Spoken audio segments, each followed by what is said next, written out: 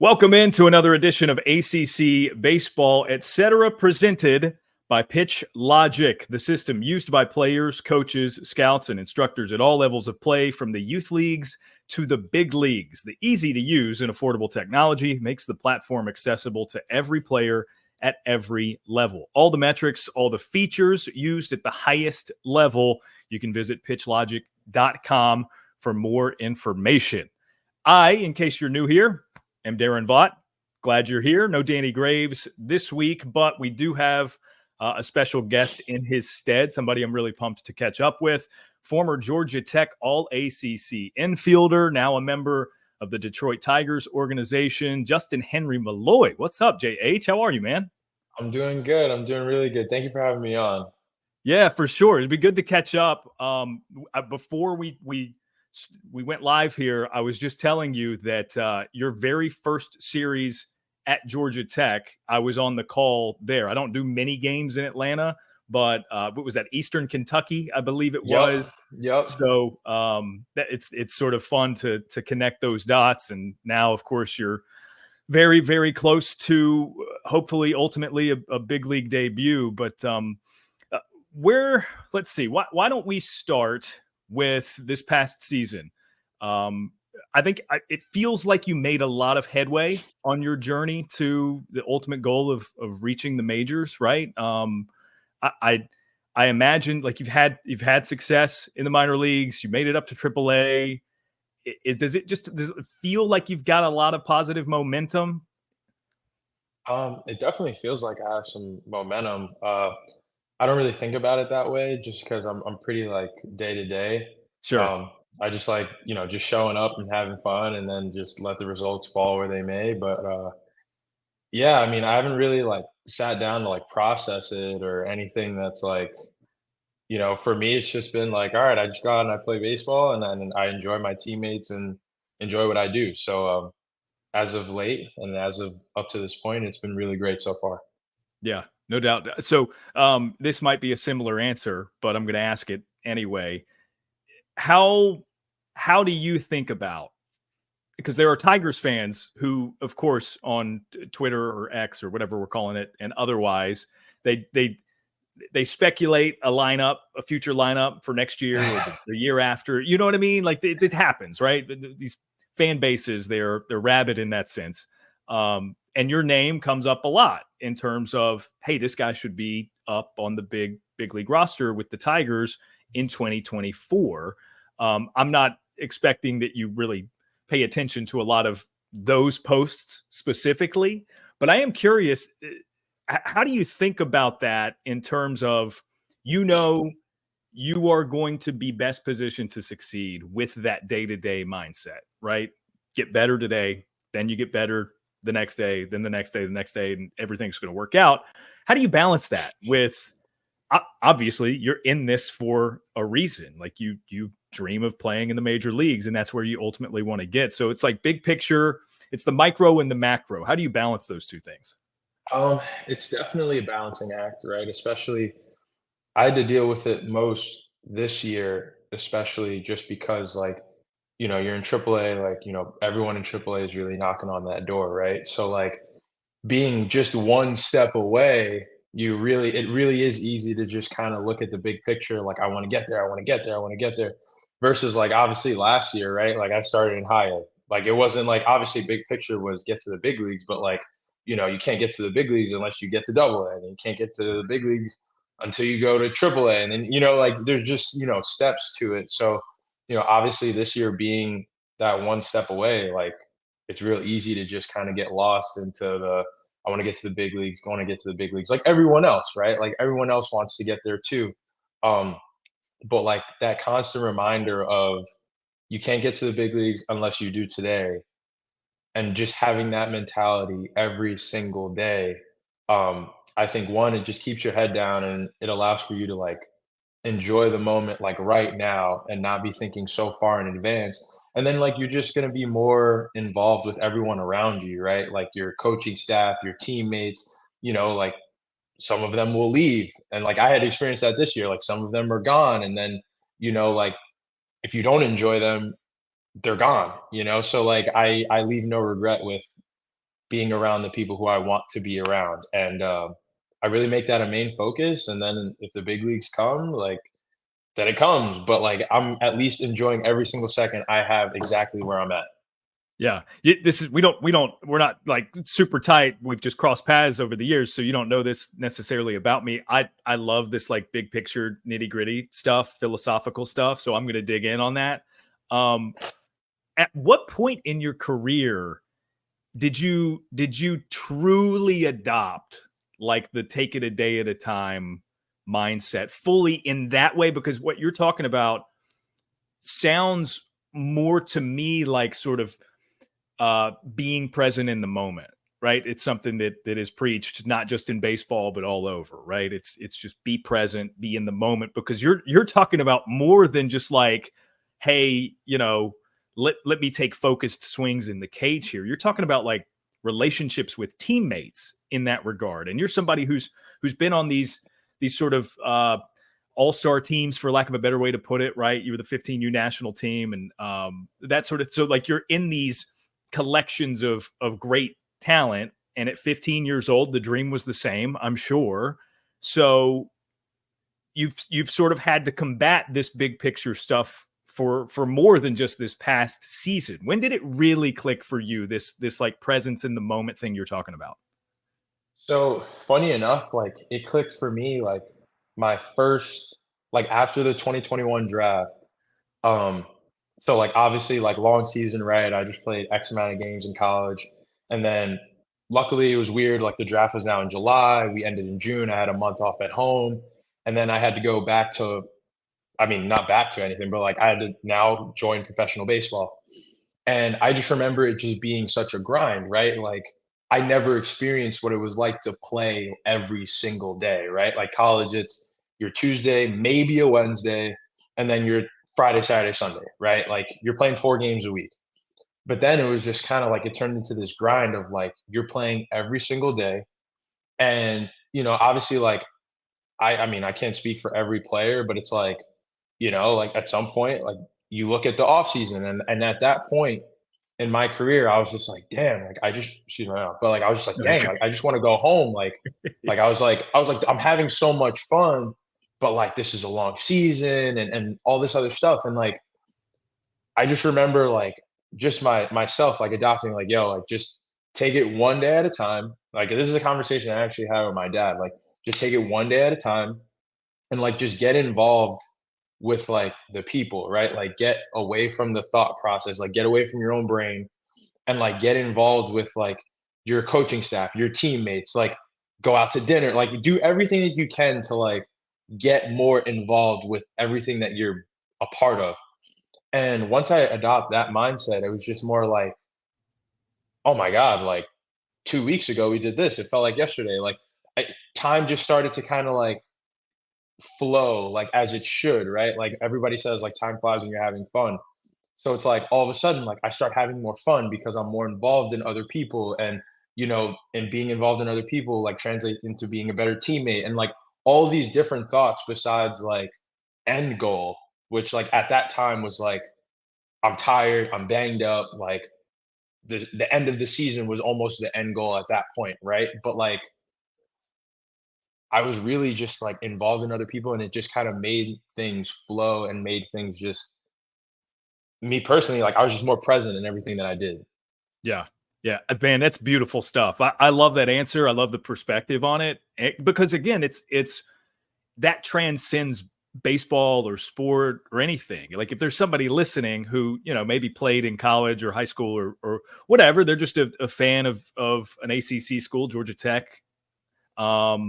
And they're like working as an accountant. Like that's a mentality that's going to serve you well. So I love hearing that, man. That's really, really good stuff.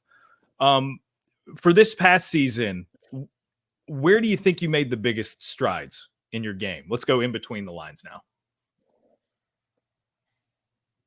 So I'd say the biggest strides in my game would be I'm really trying to like form the best answer possible. Um I'm in favor of the thinking before talking, so that's good. Oh, You're 100, on the right yeah, track, you JH. have to. Um So I'd say the biggest strides that I made was that, I mean, as easy of an answer it kind of sounds, it's like extremely true. Like it's almost like that adjustment between the pitchers and how you're attacking them, and then they attack you a different way, and then you have to attack them. It's kind of like that playing chess, right? Like you can't just like stick to one thing and then expect to like ride it out. I mean, obviously, like you're going great, like ride out that plan and see what's going on. But then once pitchers start adjusting, right? Because like that's the game. If you're hitting the heater well, like they're gonna start not throwing you heaters anymore, right? So it's like, and this is for every baseball player. It's not like I'm, showing you my cards or anything like, but it's just like, Yeah. playing that cat and mouse. Like you have to be able to play that. And this year I got much more comfortable, especially seeing, staffs over and over again, and getting that information and the data and the iPads that you see in the dugouts and these big playoff games, right? Like you're able to formulate these plans. And I think the best thing that I did was being able to get these plans and really like just stick to it and really committing to these plans. Um, I heard from a teammate last year that Drew Lugbauer, he was like, yo, a bad plan is better than no plan. Right. So like I kind of rode with that, like where it's like, yo, like it's better to just have a plan versus like just kind of like being in a guessing game or being stuck in the middle somewhere, like having a plan. So I think this year I felt that I did a decent job just going into at bats with a plan, and whether the results showed it or not, like I had a plan to execute and I did what I was supposed to do in that at bat. So I think that's where I felt like I did a better job this year. Yeah. How does that compare to maybe like, in college? You started your collegiate career at Vanderbilt, ended up at Georgia Tech. Um, did you go into it bats with much more than, okay, I'm flying by instinct and raw ability during those years? Um, so I mean, like I guess like throwing my college career out there, like my freshman year I didn't have any playing Yeah. time. Yeah. Sophomore year, cut to COVID. But my junior year, like I mean, I'm never gonna say like, I was like better than like I wasn't, like I really wasn't. But I feel like in that stage, like you can kind of fly by, like just kind of like Well, that's playing what I'm baseball. Yeah, that's Yeah, what I'm like getting at, right? Because I think yeah, my understanding is the analytics have greatly become more present in the college game, but it's not to the point where you've got these vast breakdowns on opposing pitchers, right? You kind of know their stuff. right. You might, based on film, know how they might approach you as whatever kind of hitter you are, that sort of thing. But it's not like it's definitely not as detailed as what you have access to now, right? Correct. I mean the stuff that we have now, it's almost like I even tell my hitting coaches, I'm like, yo, like I don't even want to know like half of this stuff. Like I just kind of want to know like what he's throwing, the velo, like kind of the shape, and like let me go play. Like that's it. I don't like knowing the spin rate, the vertical break, horizontal, none of that. I don't like any of that. So like I keep it simple. That's why I felt like I did pretty decent my junior year in college. Um, but yeah, like I don't even like all the data. Like let me go play dumb and just have a plan and then just go. So that it's I'm sort of combining a couple of your answers, and it's leading to an interesting place, right? Like you're talking about having a plan more often in this most recent edition of a season for your career. But also it sounds like you're sort of resorting back to what you did in college and what made you successful there. There's like an in between where is it, based on what you know and what you've seen. So experience sort of informs a different kind of confidence to do that. Like where's the middle ground? So in my opinion, right, like it's just that balance where you obviously don't want no information, right? Like you can't go into an at bat blind. But then it's also like if you get too much information, like yo, like you need to face the guy 60 feet away. Like you got so much going on in here. Like you're not even worried about competing. You're thinking about vertical break, this, and it's like, no. Create the plan. Like that gets done in the dugout, And then like once like you get on deck, or just again me personally, like it's straight like compete with a plan. Like I have this plan, and then it's kind of like put the plan in the back of the head, because sometimes like, as I guess as hypocritical as it might sound, like sometimes plan goes out the window, and then it's just kind of like feast, like it's fight or flight. Like you just gotta get in there and just grind. Like, Mhm. and then that's where like kind of like that compete mode comes in, because I always think compete mode will always trump like a plan. Like I would much rather like be the guy that doesn't have any information or doesn't want to use it, and just gets in the box and just grinds and competes his butt off, versus, oh, like I'm looking for a particular fastball and then like you don't get it. And then, the at bat's over. Sometimes that happens because you have to stick to a plan. But other times, like you really just have to fight and grind in the box. So like it's a lot of balance and not picking and choosing your spots, but like at the end of the day, like it's grinding at bats and don't throw them away. So like get after it in the box. That's kind of just like how I think about it. Yeah, yeah, yeah. It's funny. I hear you've referenced specifically vertical break a couple of times, and it's funny to me because it's like whether it's 6 inches or 7 inches, like you're not doing anything differently. So it's fun for people like me to talk about, but it's fun to hear you say stuff like that, because I don't know how much of a difference that stuff makes to you, right?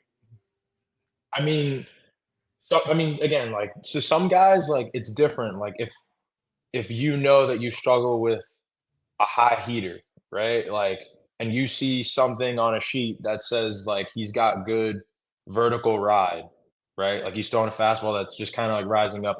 I forgot the guy pitching last night for Houston. Like he's throwing like a pretty much an invisible. Like if you see something on a sheet, like you might need to apply it. Like, okay, I need to look a ball above. Like this guy's got some life, and I struggle with this high heater.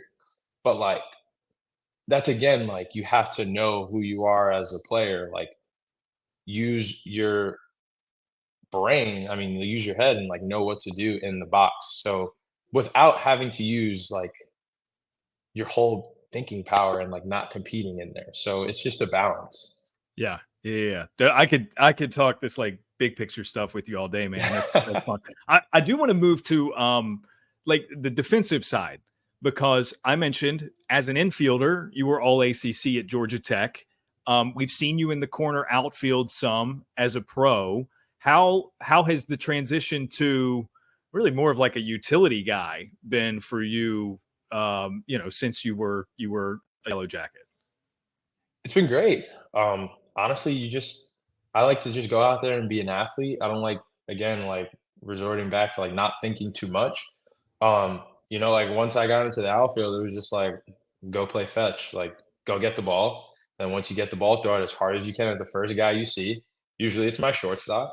And just kind of like dumb everything down. Like it's not like a difficult game. Like it's a difficult game to play, but like when you dumb it down, it's like, all right, like I'll go in the outfield and like do my best to just run things down and be an athlete and have fun. And the transition's been really good, and it just kind of gives the team options on like how to formulate a lineup, where they can put me, etc. Yeah, yeah.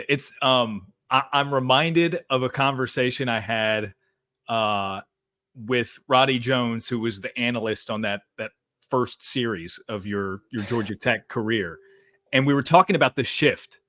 And I sort of just like broke it down in a way. It was just a conversation between the two of us throughout the game.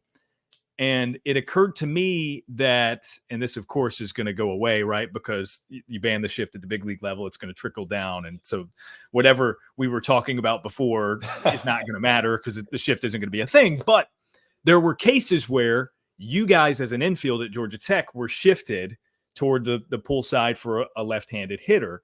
And you were the one who was all by your lonesome between second and third. And we've seen that Yep. change, right, where the third baseman sort of wraps around and it's the shortstop over there, because conventionally thinking the shortstop is the one with more range and that sort of thing.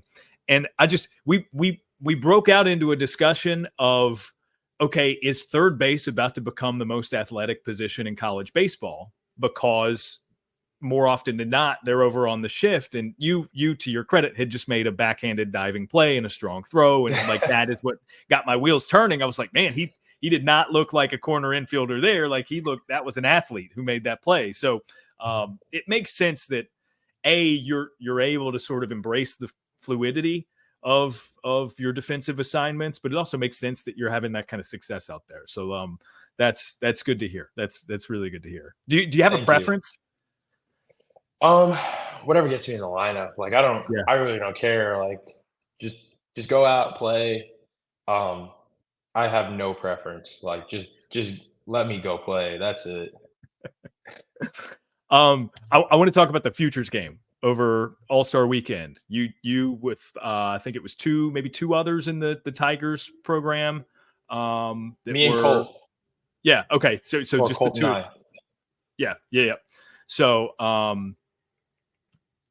so that experience, T-Mobile Park, All-Star Weekend, that's sort of like what we were getting at earlier with the big picture stuff. Like that's one of those things. It's cool. I'm sure you'll tell me it was an honor and great to be out there. But you have to sort of fight that, right? Because that's fuel for this, oh, I got to get there now part Right. of your brain. What was that experience like with you? And did you find yourself sort of fighting the immediacy of, okay, big leagues? I mean, that experience, like it's really kind of tough to describe. Like, I mean, it was the best baseball experience like I've ever had. Um, I mean, like it was just like being able to be in that big league locker room, being around those guys, and I mean, shoot, like I met Ken Griffey Jr. Like, got a picture. He sat down, he talked ball with us for like over a half hour. Like he was just pushing the things he had to. I mean, he was a busy guy. Like people were pulling him all over the place, and he was like, no, like I'm talking to these guys, and there's just like a few of us, me and Heston, and we just like talk ball and just being able to like be there. My family was able to come down. Um, and it was just such like a cool experience being able to share it with the people who have helped me so much. It was honestly more about them than it ever was about me. Like I'm so glad that they were able to experience that. Um, but yeah, like that experience it was sick. But like again, like you said, like it almost like makes you want to like go full throttle right there. The big leagues is right there. It's right there. And it's like slow your roll. Like it'll come whenever it comes or if it comes. Like at that point in time, like I was going to the futures game. I was the happiest dude in the world. Like there's no point in thinking about the big leagues because like I gotta handle this first. And then, and then there's the game after the futures game, right? Like after, like and then there's the game after that. So it's just like being present and like not thinking about like oh man, like it's really in front of my face now. Like, no, like really try to throw that in the back of your mind and just be right where my feet are. Yeah. Good answer. Another great answer. This is great. I so you have pretty early in your career been a trade piece, which is in another big picture way something that fascinates me about the profession.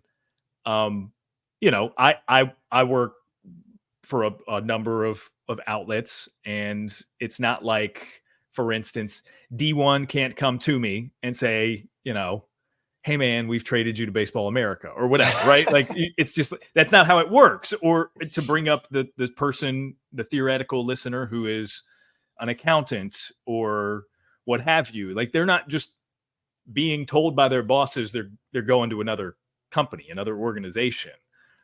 That's always fascinated me, sort of the logistic piece of it. You, I guess, had maybe an advantage of being traded in the off season, so it's not like an on the fly sort of thing. But it's your first brush of, okay, this is what it's like to be. It's sort of like the give and take, right? Obviously, the pros far outweigh the cons of being a professional baseball player, and you're on this journey, and it's a dream. But there are like the little things where it's like, oh, not that you mind going to a new organization, but it's just like any other profession, they can't just do this to me, right? So what was that like from your perspective? Man, so like it's funny, like I just remember it like it just happened. So I'm in my house and obviously like well it's not obviously, but like I'm just hearing like about like just like my name was just kind of casually be thrown around. And I'm like, oh man, like is this really about to happen? Like is this obviously at that point in time, I love the Braves organization. It was great. Like it was dope. But like, like everything for me happened in Atlanta. So like I'm just sitting there and I'm like, man, like I don't want to get I don't want to get traded. Like I've never experienced this before. I've never done this before, whatever. And then I got a phone call from a number that like I never seen before. So like I just decline it.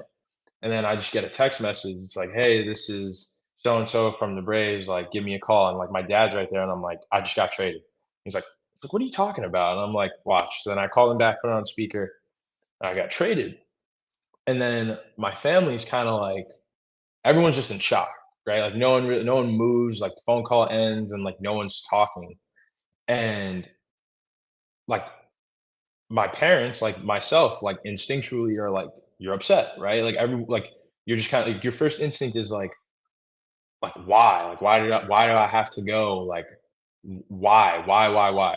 And then you probably give it about like 3 minutes in our house, and then everyone's looking at the bright side. Like, wait a minute, like another organization wants you. Like, this is incredible. Like now you're going to a new place and you're gonna make new friends and you're gonna do this and you're gonna do this. And it's like, man, like this trade looks like it could have been the best thing to possibly happen to me. And again, like I have no idea. Like I'm just hanging out here in Florida and I have no idea like what the future holds, right? But like it turned out being such a cool thing. Like, oh man, like now I have friends in that organization and I got really good friends in this one. And then I had such a good staff over there in Atlanta and I had such a great staff over here. Like all of those pieces of the unknown just kind of like became known. And it's like, oh man, this is awesome. Like I enjoyed my time in Atlanta, but like this has been sick being in Detroit. Like it's been great. So yeah, like that was my trade experience. Well, so I'm comparing and contrasting your college career to your young still pro career too. Um, it's not the same thing, but like when you go through the transfer from Vandy to Georgia Tech, again talking about the differences between most jobs and professional baseball, like that was an elective choice to some degree, to a much greater degree. That was your choice to go find a better fit. Whereas an organization like Detroit can sort of purvey the scene and be like, oh, we're a better fit for him here. How was the experience of each in terms of like, you've been in one clubhouse, first day you walk into another, it's all guys you have not been playing with to this point. Well, I guess that wasn't 100% the case at Georgia Tech though, right? Because you had Chance. Exactly. So it was kind of cool being able to go into Georgia Tech, having a guy that I played with, and Yeah. we were Chance Hoff, by the roommates. way. And Yeah. yeah, yep. And that made the transition like a lot easier.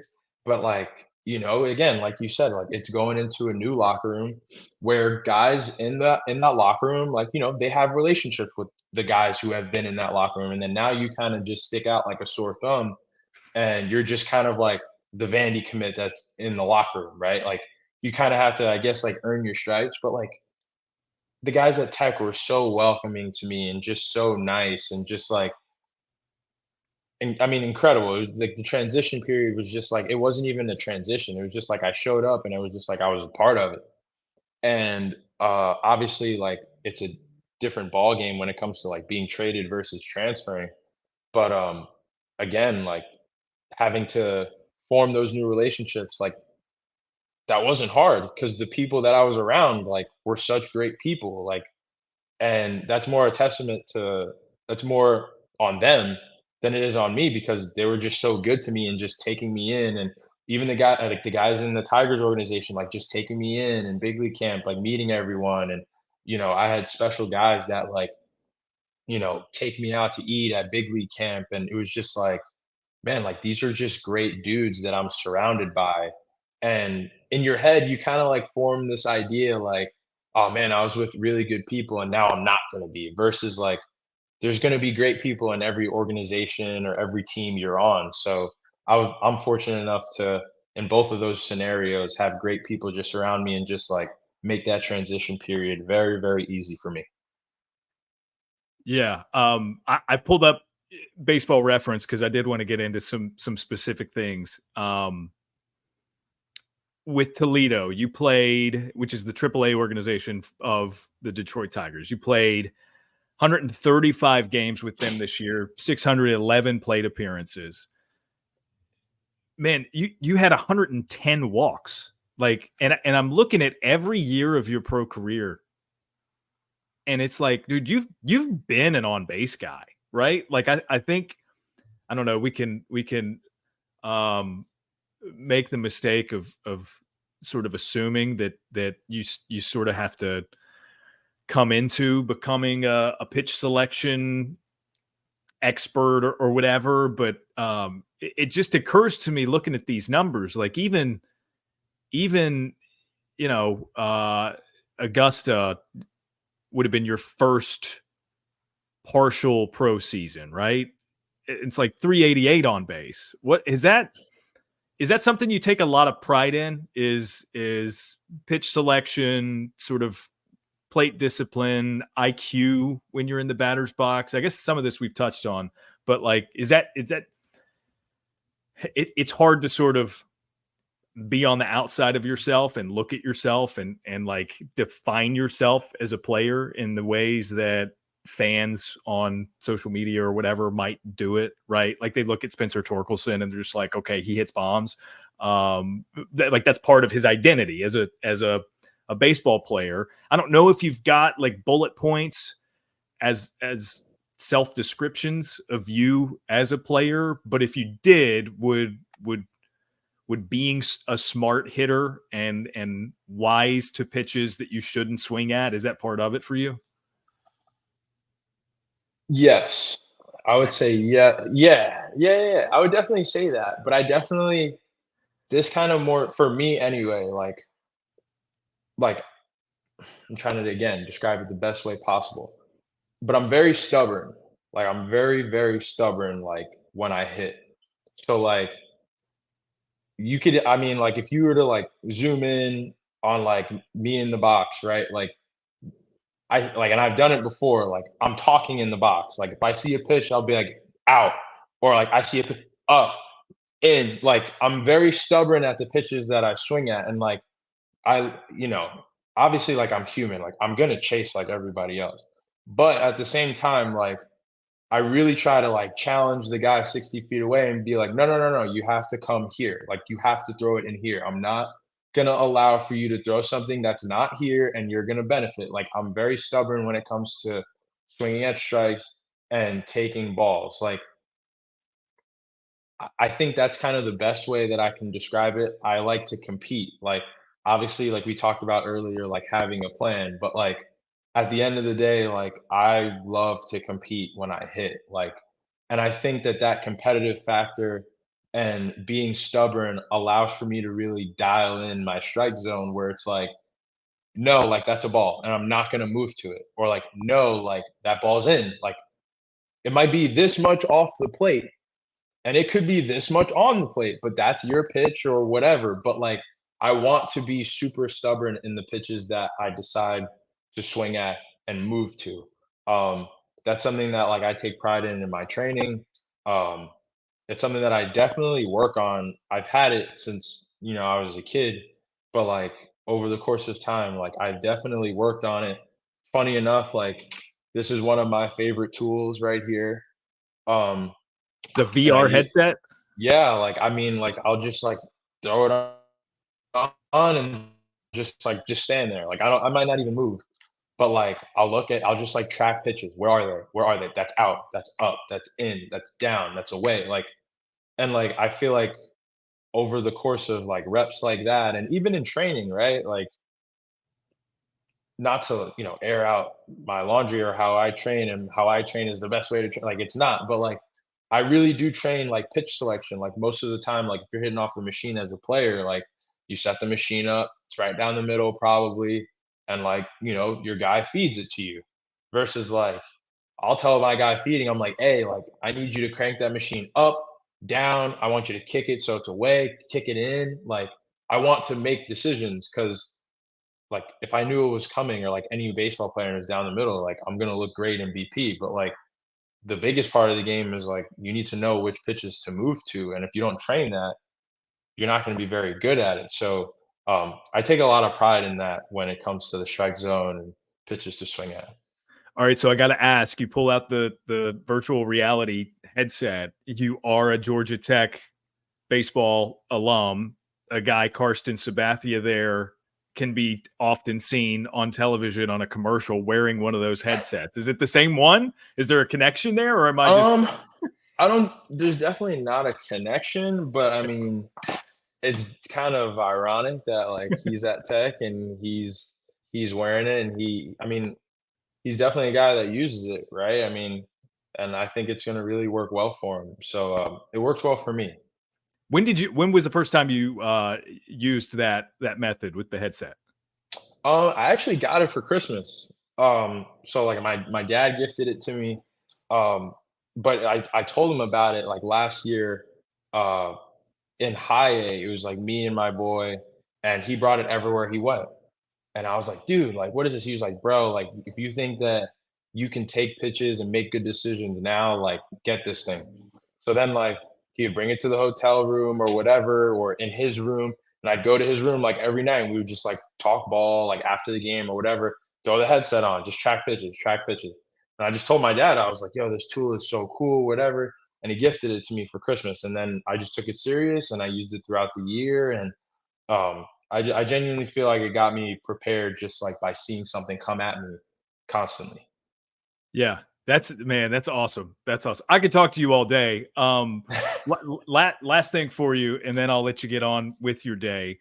This off season, what does it look like for you? What when you think about your craft and the day-to-day approach that we've talked about for 30 minutes now? What is it that Justyn-Henry Malloy is trying to get better at before next season?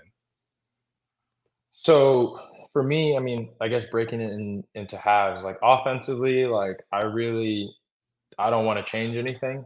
Obviously, like you're getting better. Like I'm trying to get better every single day, but like there's no big mechanical adjustments or even mental adjustments that I want. Like I just want to stay clear. I want to stay present in the box, and I want to compete and let that just kind of handle its way.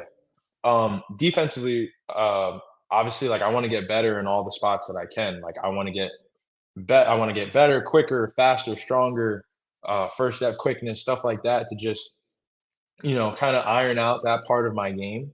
Um, just so like when if I have that opportunity to get to the big leagues, like you want to be ready. Like I want to be ready. So like when that time comes, or if that time comes, like I don't want it to be a shock for me because I know in the box like I'm very comfortable and stuff like that, and sometimes I'm uncomfortable. I'm human, but like in the box, it's like all right, like just go compete and let it flow. Defensively, you want to have the same mentality. You want to have the same feeling. Like I think that's important. Like you want to just be able to run out there and know that like everything's gonna flow. I'm gonna be a good defender. I'm gonna just get to the balls that I need to get to. I'm gonna hit my cutoff man, and like this is me as a player.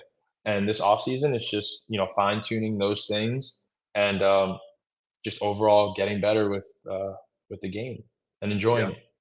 Nice. Enjoying it. Love that part. All right. I lied. I've got one more because this is an ACC baseball podcast.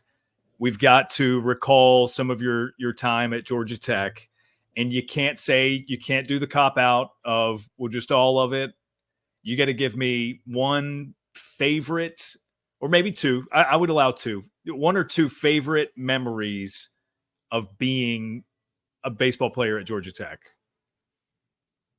Like you talking about like hits, plays, or just overall at Tech? Sure. It could be a hit. It could be a play. It could be, a post-game meal, a joke you played on a teammate in the dugout, whatever comes to mind. Okay, so like in terms of like a play or a big swing, it was the walk off against Clemson. Like Yeah. that was the coolest thing ever because it was Mother's Day weekend. My parents were in town, and we were able to retrieve the ball, and I gave it to my mom for Mother's Day. That was Nice. sick. Um, I had a really cool diving play against Duke in Durham it was like Brant Herter was pitching, who's with the Tigers, Mhm. stud, and this big lefty, strong, just hit a backside line drive, which could have been a million miles an hour. Like it felt like it was a million when it hit my hand. And I made like a really cool play, probably the coolest play that I ever made in my life. And I guess my third one would be love it. Like Vanderbilt was great. Like I loved Vanderbilt, enjoyed my time there. The teammates, Corbs. I mean, Corbs is great. Like like he lets me train there in the off season, like whenever I go visit Nashville and stuff like that. Um, but I even think he would respect me saying this if he was to hear this. But when we played Vandy in the regional, Yep. my last game, I gave it to him.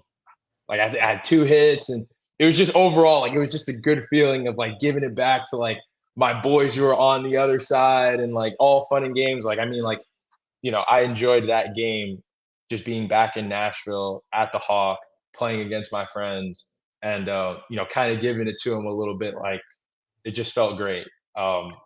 But they got the best of us. I gotta say that they beat us that game. But I would say those are my top 3 experiences. That's great. That's great, man. Like a full circle sort of thing. You and Chance both, I think, probably could say you sort of experienced that with the regional. So that's great stuff. Great stuff. Yeah, yeah. Dude, this has been a lot of fun. It's great to catch up. Glad we could make the connection of games of yours that I've called and sort of the full circle thing and USA Baseball and all that. So Justyn-Henry, appreciate the time. Best of luck with the Tigers. I mean, I personally am going to hope to see you in a big league lineup at some point this coming season. If it doesn't happen, I know you'll handle it with grace, and you'll be great anyway. So appreciate the time, and maybe we'll catch up again soon. Absolutely. Thank you so much for having me on. Cool. Thanks, man. Thank you.